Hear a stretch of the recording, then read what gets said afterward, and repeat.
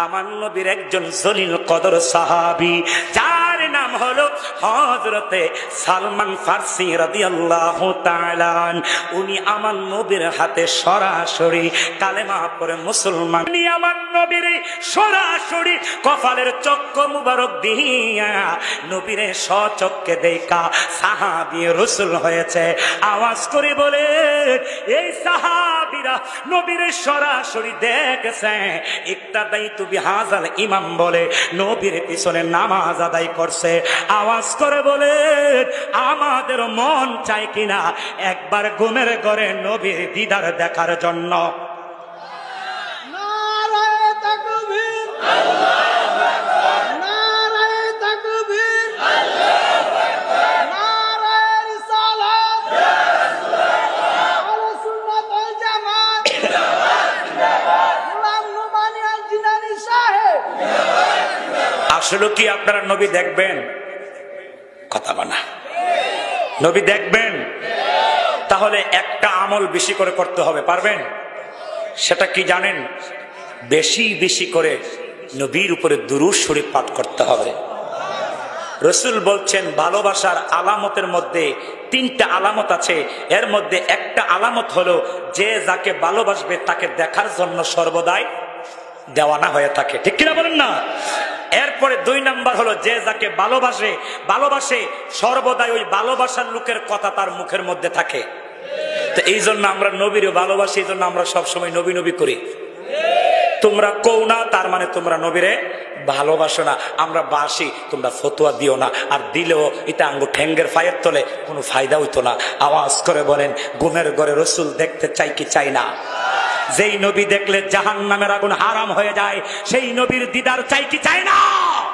এই জন্য আশিকি হুজুর বলেছে, নবীর রাজা শরীফ দেখে মোর জোরে, নবীর দেখে মোর দিদার দাও গোসা। মাশাআল্লাহ মাশাআল্লাহ, জোরে দিদার দাও। আরশের মেহমান করেছেন আল্লাহ, কত শান কত মান কামিলিওয়ালা। ও গো মদিনা করো করোনা, ও গো মদিনা করো করোনা, দিদার দাও গোসা। আওয়াজ করে বলেন, ভালো লাগে কি লাগে না? না শেষ করে দিব?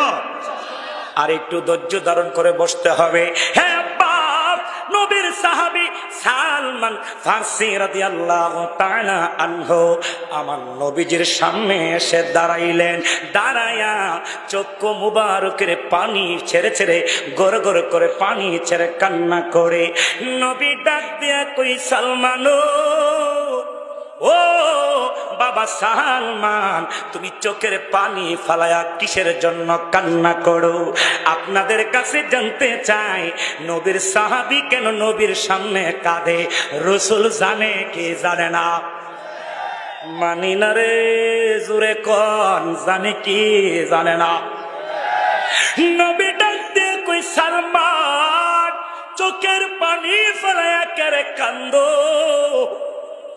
সালমান ডাক দিয়া কই, ইয়া রাসূলুল্লাহ, আমি আপনার হাতে কালেমা পড়ে মুসলমান হয়েছি সত্য, আমি আপনার নুরানি চেহারা মুবারক দেখা সাহাবিয়তের মাকাম অর্জন করেছি সত্য, কিন্তু নবী আমার বড় একটা কষ্টের কথা আছে।